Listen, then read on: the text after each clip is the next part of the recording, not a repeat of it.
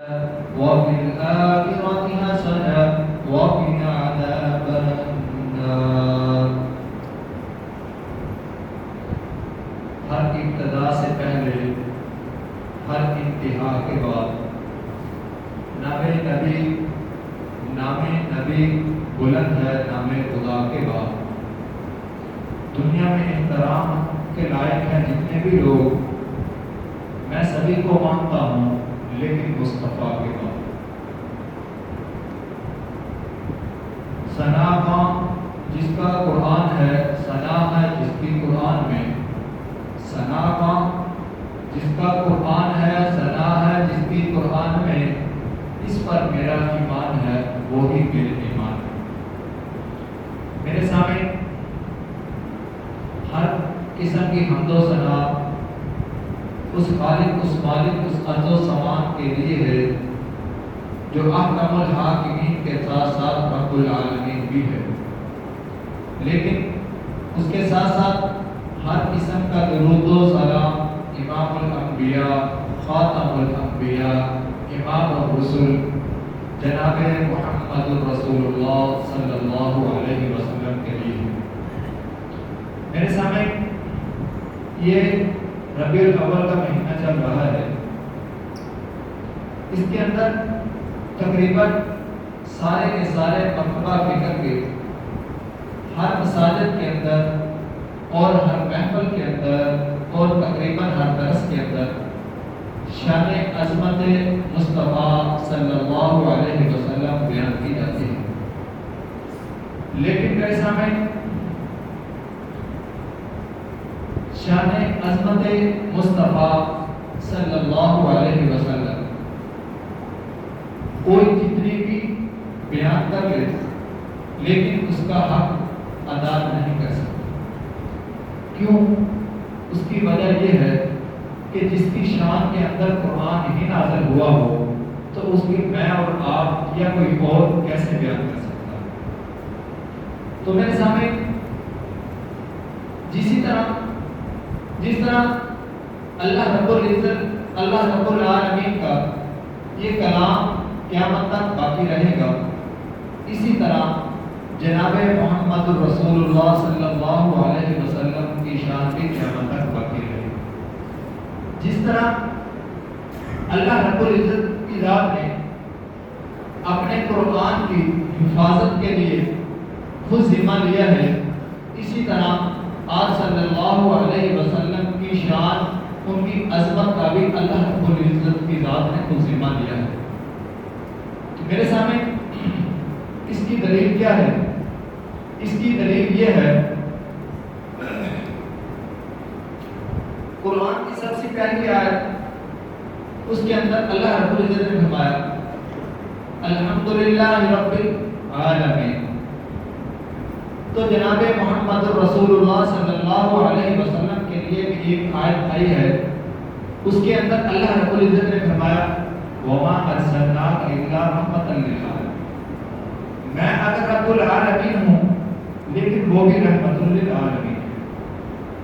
تو میرے سامنے اگر اس سے اور آگے چلے، کسی نے پوچھا امی عائشہ رضی اللہ عنہا سے کہ کیا آپ ہمیں جناب محمد رسول اللہ صلی اللہ علیہ وسلم کی سیرت کے بارے میں تھوڑا سا بتلا دیں. تو امی عائشہ رضی اللہ عنہا کا کیا بیان تھا، انہوں نے کیا جواب دیا؟ امی عائشہ رضی اللہ عنہا نے فرمایا کانا کالا قول قرآن، کیا تم نے قرآن نہیں پڑھا؟ تو میرے سامنے اس بات کو نوٹ رکھنا، اس بات کو ذہن کے اندر رکھنا کہ ہم بھی ابھی تھوڑا سا آگے چل کر قرآن سے ہم بھی پوچھیں گے کہ آپ صلی اللہ علیہ وسلم کی سیرت کے بارے میں، آپ صلی اللہ علیہ وسلم کی عظمت کے بارے میں. تو میرے سامنے لیکن اس سے پہلے اگر ہم دیکھیں قرآن کے اندر سب سے زیادہ ذکر، تذکرہ سیدنا موسیٰ علیہ السلام کا آیا ہے. قرآن کے اندر 27 پاروں کے اندر کسی نہ کسی حوالے سے سیدنا موسیٰ علیہ السلام کا تذکرہ ہمیں ملتا ہے. قرآن ہمیں میں کیا کہتا ہوا نظر آتا ہے؟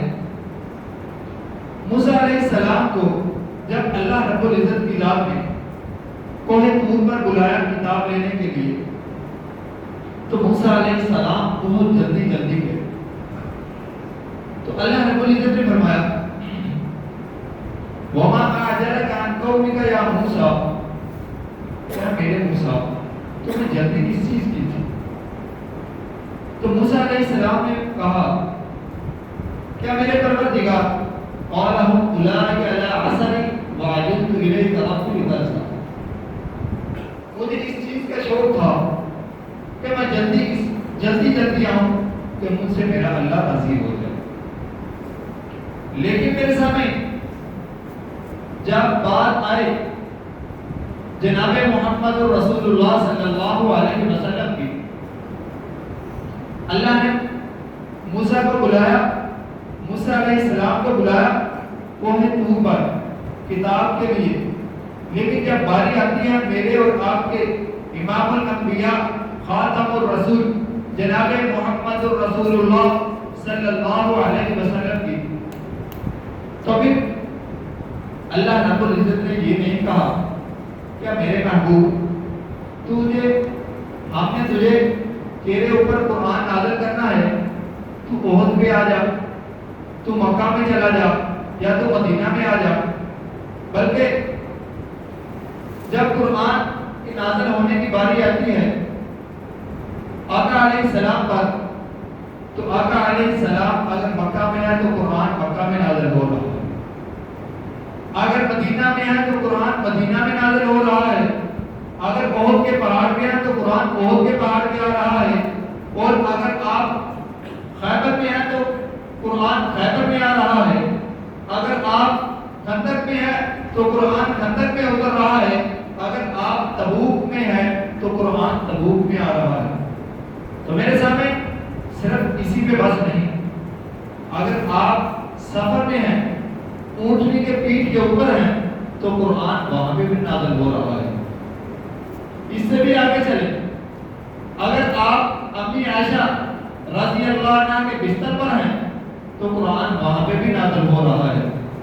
اور اس سے آگے چلیں، اگر آپ کا سر مبارک امی عائشہ کی گود پر ہے، گود میں ہے، تو قرآن وہاں پہ بھی نازل ہو رہا ہے. یہ ہے میری اور آپ کے جناب محمد رسول اللہ صلی اللہ علیہ وسلم کی عظمت.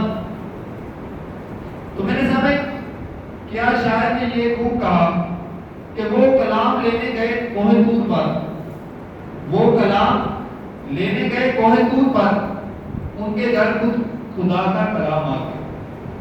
تو میرے سامنے اور اس سے آگے چلتے ہیں. اس کے علاوہ موسیٰ علیہ السلام نے جب اللہ رب العزت کی ذات نے ان کو وحی کے ذریعے کوہ طور پر ان کو کتاب نازل کی، تو موسیٰ علیہ السلام نے یہ دعا کی رب اشرح لی صدری ویسر لی امری واحلل عقدۃ من لسانی یفقہوا قولی. کہ اللہ میرا سینہ کھول دے، میرا کام میرے لیے آسان کر دے، یفقہوا قولی میری زبان کی گرہ کھول دے، اور آگے تاکہ میری وہ بات سمجھ سکے. لیکن میرے سامنے اگر یہی کام جب جناب محمد رسول اللہ صلی اللہ علیہ وسلم کے لیے آتا ہے تو آقا علیہ السلام نے دعا نہیں کی، بلکہ اللہ رب العزت کی ذات خود قرآن کے اندر کہہ رہا ہے الم نشرح لک صدرک ووضعنا عنک وزرک، ہم نے آپ کا سینہ کھول دیا، ووضعنا عنک وزرک، ہم نے آپ کا کام آسان کر دیا، الذی انقض ظہرک ورفعنا لک ذکرک، جس نے آپ کی کمر توڑ رکھی تھی اور ہم نے آپ کا ذکر بلند کر دیا. میرے سامنے اب قرآن سے پوچھتے ہیں کہ آقا علیہ السلام کا ذکر اللہ نے کتنا بلند کیا. تو میرے سامنے قرآن کو بغور مطالعہ کریں اور حدیث کی کتاب کا مطالعہ کریں تو عالم ارواح کے اندر آپ صلی اللہ علیہ وسلم کا تذکرہ ملتا ہے، ابراہیم کی دعاؤں میں آپ کا تذکرہ، اسماعیل کی انجیل میں آپ کا تذکرہ، عرش پر آپ کا تذکرہ، فرش پر آپ کا تذکرہ، اذان میں آپ کا تذکرہ، یہاں تک کہ نماز میں آپ کا تذکرہ، جنازہ کے اندر آپ کا ذکر، تشہد کے اندر آپ کا ذکر، اور صرف یہی نہیں، اللہ رب العزت نے فرمایا وَرَفَعْنَا لَكَ ذِكْرَكَ، اے میرے محبوب ہم نے تیرا ذکر بلند کر دیا۔ تو میرے سامنے ایک بات اور میں نے یہ کہی تھی کہ امی عائشہ رضی اللہ عنہ سے کسی نے پوچھا کہ آپ صلی اللہ علیہ وسلم کی سیرت کے بارے میں ہمیں تھوڑا سا بتلا دیے، تو امی عائشہ رضی اللہ عنہ نے کیا فرمایا تھا کہ کیا تم نے قرآن نہیں پڑھا؟ تو میرے سامنے ہم قرآن سے پوچھ لیتے ہیں کہ قرآن آپ کے بارے میں کیا کہتا ہے۔ میں نے قرآن سے پوچھا آپ کے چہرے کے بارے میں، تو قرآن کہتا ہے وضو ہو۔ میں نے قرآن سے پوچھا آقا کی زلفوں کے بارے میں، تو قرآن ہمیں کہتا ہوا نظر آتا ہے واللیل اذا سجا۔ میں نے قرآن سے پوچھا قرآن آپ کے آقا کے دانتوں کے بارے میں بتا، تو قرآن نے کہا یاسین۔ میں نے پوچھا قرآن آپ کی نظر کے بارے میں بتا، تو قرآن کہتا ہے ما زاغ البصر وما طغى۔ میں نے قرآن سے پوچھا قرآن آپ کی آنکھوں کے بارے میں بتا، تو قرآن ہمیں یہ بات کہتا ہوا نظر آتا ہے الم نجعل لہ عینین۔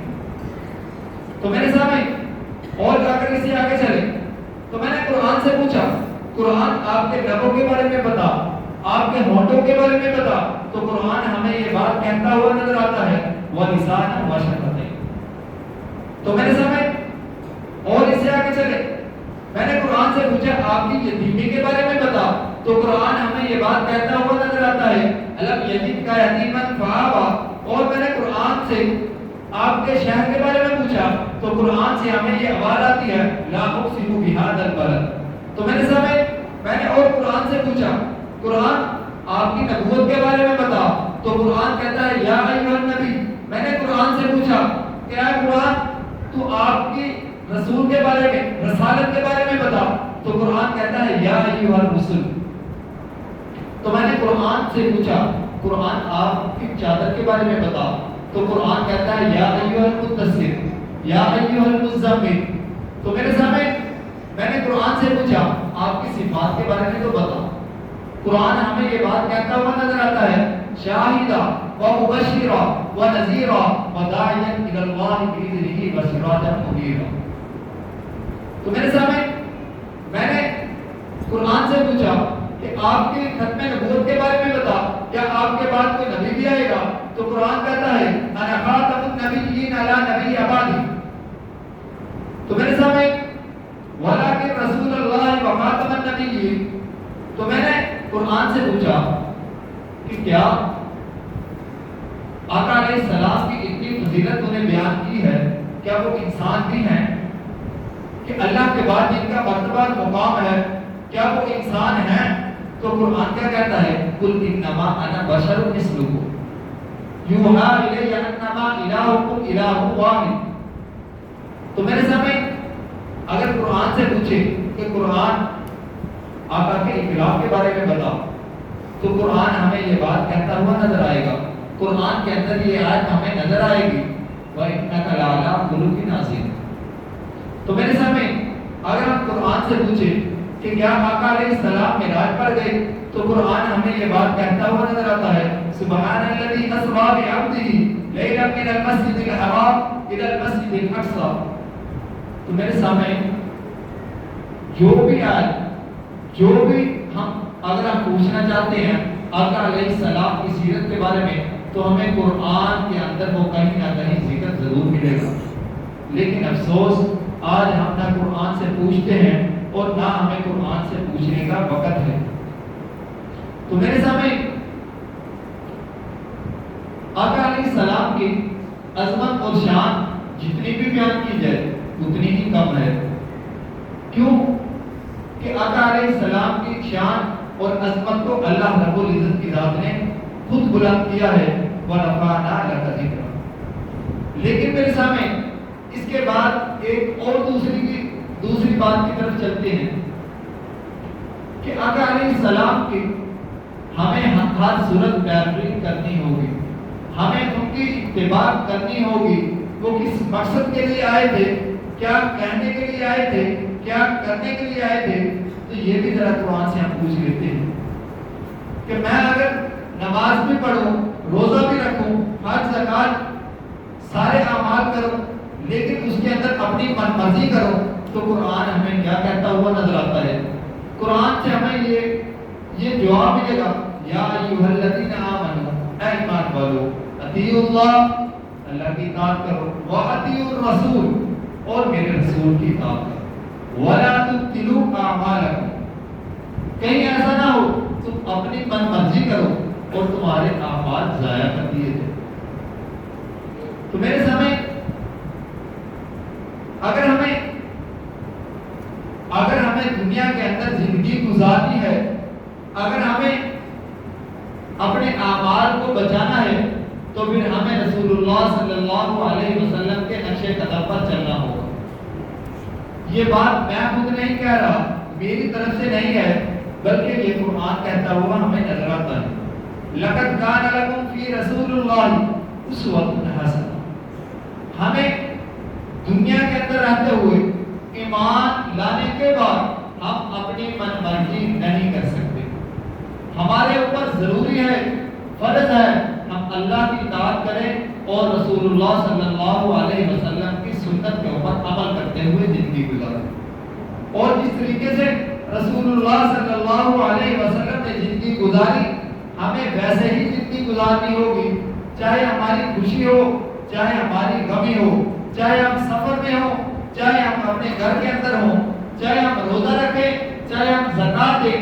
یعنی کہ کوئی بھی عمل اگر ہم کریں گے تو اس کے اندر رسول اللہ صلی اللہ علیہ وسلم کا طریقہ ہونا چاہیے. اگر ہم اس طریقے سے وہ عمل کریں گے تو وہ ہمارے لیے نیکی کا عمل ہوگا. یہاں تک کہ اگر ہم کھانا بھی کھائیں گے تو کھانے کے سے پہلے اگر ہم دعا پڑھیں گے جو رسول اللہ صلی اللہ علیہ وسلم نے ہمیں سکھلائی، تو پھر وہ کھانا کھاتے ہوئے بھی ہمارے نامہ اعمال کے اندر اجر لکھا جائے گا. اگر ہم سونے سے پہلے دعا پڑھ کر سوتے ہیں اور اگر ہم سونے کے بعد جب اٹھتے ہیں اس وقت بھی دعا پڑھ لیتے ہیں، اور جب ہم گھر سے نکلتے ہیں اس وقت بھی دعا پڑھتے ہیں، جب گھر کے اندر داخل ہوتے ہیں اس وقت بھی دعا پڑھتے ہیں، تو میرے سامعین ہمیں ہر قدم کے اوپر نیکی ملتی جائے. اور ہمیں وہ طریقہ اپنائیں گے جو اللہ رب العزت نے قرآن مجید کے اندر کہا لَقَدْ كَانَ لَكُمْ فِي رَسُولِ اللَّهِ أُسْوَةٌ حَسَنَةٌ، اور وہی طریقہ رسول اللہ صلی اللہ علیہ وسلم کا ہو. تو میرے سامنے اگر ایک اور جامع ترمذی کے اندر ایک حدیث ہے، ایک صحابی عبداللہ بن رواح سیدنا عباس رضی اللہ عنہ فرماتے ہیں کہ آقا علیہ السلام نے ایک لشکر کو روانہ کیا اور اس کے اندر اس صحابی کو بھی روانہ کیا، عبداللہ کو. تو اس نے جمعے کا دن تھا، تو آقا علیہ السلام نے جمعہ پڑھایا اور جمعہ پڑھانے کے بعد عبداللہ کو دیکھ لیا. تو آقا علیہ السلام نے فرمایا کہ عبداللہ تو صبح لشکر کے ساتھ نہیں گیا، تجھے کس چیز نے روکا، کیا مسئلہ بن گیا تھا؟ تو عبداللہ کا جواب سنیے. وہ کہنے لگے کہ اللہ کے رسول صلی اللہ علیہ وسلم میرے پاس تیز رفتار گھوڑا ہے، میں نے یہ کہا کہ ہو سکتا ہے کہ میری زندگی کا آخری جمعہ ہو، اور میرا دل یہ کہتا تھا کہ میں نبی اکرم صلی اللہ علیہ وسلم کے پیچھے جمعہ پڑھوں، اور جب جمعہ پڑھنے کے بعد میں چلوں گا تو میں اپنے ساتھیوں کے پاس پہنچ جاؤں. تو رسول اللہ صلی اللہ علیہ وسلم نے کیا کہا؟ آپ صلی اللہ علیہ وسلم نے فرمایا عبداللہ لو انفقت ما فی الارض جميعا ما ادرکت فضلا وتوبته. کہ عبداللہ اگر تو زمین کی ساری دولت بھی خرچ کر دے تب بھی ان کے اجر کو نہیں پہنچ سکتا جو تیرے سے پہلے نکل گئے۔ میرے سامنے اس حدیث پہ ذرا غور کر لیں، اور یہ اور بھی کتابوں کے اندر حدیث ہے اور اس کی سند بھی صحیح ہے کہ اس صحابی نے کیا کہا کہ میں ہو سکتا ہے کہ یہ میرا آخری جمعہ ہو کہ میں مسجد نبوی کے اندر جمعہ ادا کر لوں اور 1000 نمازوں کے برابر ثواب ہے، اور پھر جمعہ بھی رسول اللہ صلی اللہ علیہ وسلم کے پیچھے ادا کر لوں۔ تو میرے سامنے اس بات پہ ذرا غور کر لیں کہ ہم رسول اللہ صلی اللہ علیہ وسلم کے روزانہ ہر وقت کتنے حکموں کی نافرمانی کرتے ہوئے نظر آتے ہیں۔ تو میرے سامنے اگر ہمیں اللہ کی محبت چاہیے، اگر ہمیں اپنے اعمال کو بچانا ہے، اگر ہمیں موت کے بعد اپنے لیے کچھ ساتھ لے کر جانا ہے، تو اس کے لیے اللہ اور اس کے رسول کو راضی کرنا ضروری ہے۔ اس کے لیے قرآن کیا کہتا ہے کہ اگر ہمیں اللہ کی محبت بھی چاہیے اور رسول اللہ صلی اللہ علیہ وسلم کی محبت بھی چاہیے، تو قرآن ہمیں یہ کہتا ہوا نظر آتا ہے قُلْ إِن كُنتُمْ تُحِبُّونَ اللَّهَ فَاتَّبِعُونِي يُحْبِبْكُمُ اللَّهُ وَيَغْفِرْ لَكُمْ ذُنُوبَكُمْ وَاللَّهُ غَفُورٌ رَحِيمٌ۔ ان لوگوں کو یہ کہہ دو اعلان کر کے، اگر تم اللہ سے محبت چاہتے ہو، اگر تم اللہ سے محبت چاہتے ہو اور اپنے گناہوں کی بخشش چاہتے ہو، تو اللہ کو راضی کرنا چاہتے ہو، تو میری اتباع کرو، یعنی کہ رسول اللہ صلی اللہ علیہ وسلم کی سنت کی پیروی ہمیں کرنی ہوگی اور ہر صورت کرنی ہوگی۔ اگر ہم نے اللہ کی اطاعت اور رسول اللہ صلی اللہ علیہ وسلم کی اطاعت نہ کی، بلکہ قرآن کے اندر ایک جگہ یہاں تک بھی آتا ہے مَن یُطِعِ الرَّسُولَ فَقَدْ أَطَاعَ، کہ جس نے رسول اللہ صلی اللہ علیہ وسلم کی اطاعت کی، ان کی سنتوں کے اوپر عمل کیا، ان کی بتائی ہوئی زندگی کے اوپر عمل کیا، لَقَدْ كَانَ لَكُمْ فِي رَسُولِ اللَّهِ أُسْوَةٌ حَسَنَةٌ کی طرح زندگی گزاری، تو پھر اللہ کی اطاعت ہوگی۔ اگر ہم نے اپنے من مرضی سے زندگی گزاری، جو کہ آج ہم جس طریقے سے گزار رہے ہیں، تو میرے سامنے پھر ہمارے لیے لمحہ فکری ہے۔ تو میرے سامنے اگر ہم احادیث اور قرآن کا خلاصہ چاہتے ہیں، اس کا خلاصہ صرف اور صرف یہی ہے کہ اللہ رب العزت نے قرآن مجید کے اندر بتلا دیا انما المؤمنون الذين آمنوا بالله ورسوله ثم لم يرتابوا وجاهدوا بأموالهم وأنفسهم في سبيل الله أولئك هم الصادقون۔ مومن تو وہ ہے جو اللہ کو اپنی جان اور مال سے اللہ کی راہ میں جہاد کرتا ہے، اور اللہ فرماتا ہے یہی سچے مومن ہیں۔